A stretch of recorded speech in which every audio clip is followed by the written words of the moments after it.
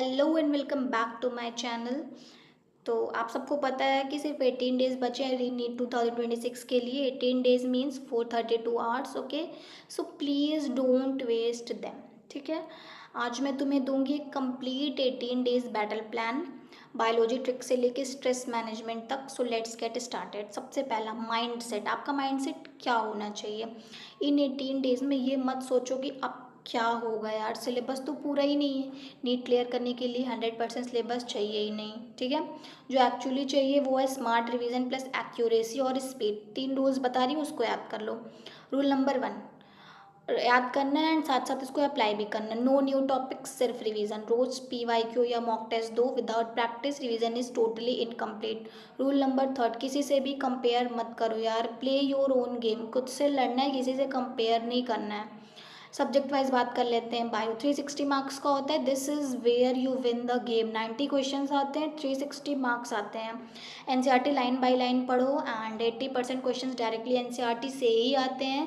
Human physiology हो गया, genetics हो गई, इकोलॉजी हो गया, रिप्रोडक्शन हो गई, 4 चैप्टर हर साल मैक्सिमम क्वेश्चंस देते ही देते हैं। एंड केमिस्ट्री की बात कर लेते हैं। 180 मार्क्स का होता है। फिजिकल में रोज 15 से 20 न्यूमेरिकल सॉल्व करो। ऑर्गेनिक्स में रिएक्शन रटो मत, मैकेनिज्म समझो, क्वेश्चंस लगाओ, आंसर ऑटोमेटिकली आने लगेंगे।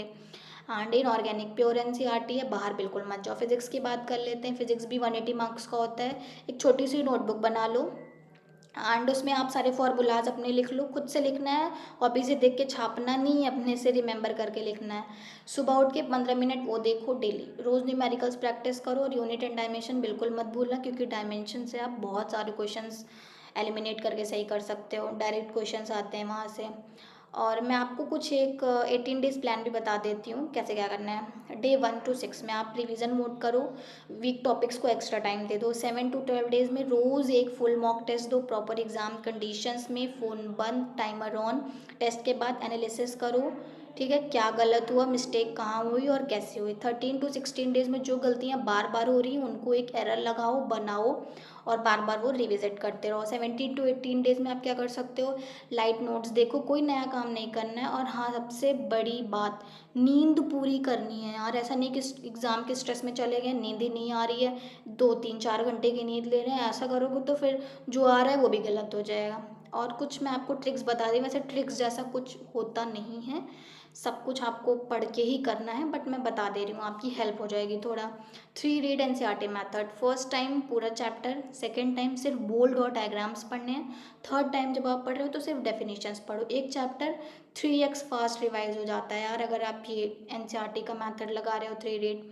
और PYQ पैटर्न पे आपका हो गया, लास्ट 5 ईयर्स के क्वेश्चंस देखो, एक क्लियर पैटर्न मिलेगा। बहुत सारे टॉपिक्स हैं जो बार बार रिपीट हो रहे हैं, उन्हें ज़रूर देख के जाना। और एलिमिनेशन ट्रिक भी होती है। 2 ऑप्शंस एलिमिनेट कर दो जो बिल्कुल ही आउट ऑफ द क्वेश्चन पूछ लेते हैं, चांसेस 50-50 हो जाएंगे। तो इसमें भी आप अपना थोड़ा बुद्धि लगा के इतना तो कर सकते हो ना। पढ़ रहे हो, ऐसा तो है नहीं कि बिल्कुल out of the syllabus question पूछ ले, कुछ समझ में नहीं आ रहा, ऐसा बिल्कुल नहीं है। पढ़ रहे हो इतना तो आपको आइडिया है। और डायग्राम मैजिक में आप कुछ बुद्धि लगा लो अपनी। NCERT डायग्राम्स खुद हाथ से बनाओ।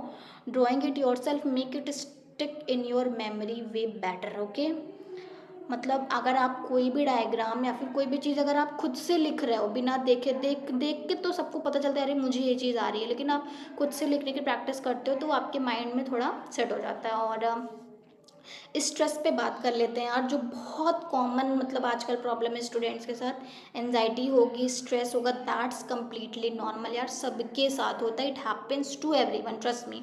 तो इसके लिए आपको क्या करना है, रोज़ सुबह 10 मिनट क्या करना है, 10 मिनट आपको ब्रीथ इन ब्रीथ आउट करना है। It genuinely helps. और हाँ, नीड ग्रुप्स जो भी होते हैं ना, इन सबसे तो बिल्कुल दूर ही रहना, जहाँ लोग बोलते हैं कि मैंने इतना पढ़ लिया, मेरे मार्क्स इतने आ गए, ये हो गया वो हो गया, मतलब इससे बिल्कुल दूर रहना है। वो बिल्कुल हेल्प नहीं करता, उल्टा आपको डिमोटिवेट अलग कर देगा एंड एनजाइटी बढ़ाता है।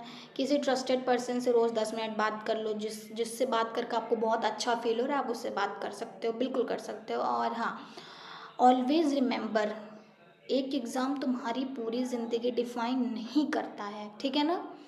सो 18 डेज में आप स्मार्ट रिवीजन करो, कंसिस्टेंस रहो, प्रैक्टिस करो, नींद पूरी लो, बिल्कुल चिल होके रहो, ठीक है। और तुम यहाँ तक आए हो यार, इतनी मेहनत की है, अब सिर्फ लास्ट पुश बाकी है। एंड लास्ट में बस ये कहना चाहूँगी, you have got this. Okay, so video helpful लगा हो तो लाइक करो और अपने उन फ्रेंड्स को शेयर करो जो री नीट में अपीयर होने वाले हैं, एंड सब्सक्राइब करो, more videos are coming. Okay, so thank you, bye bye.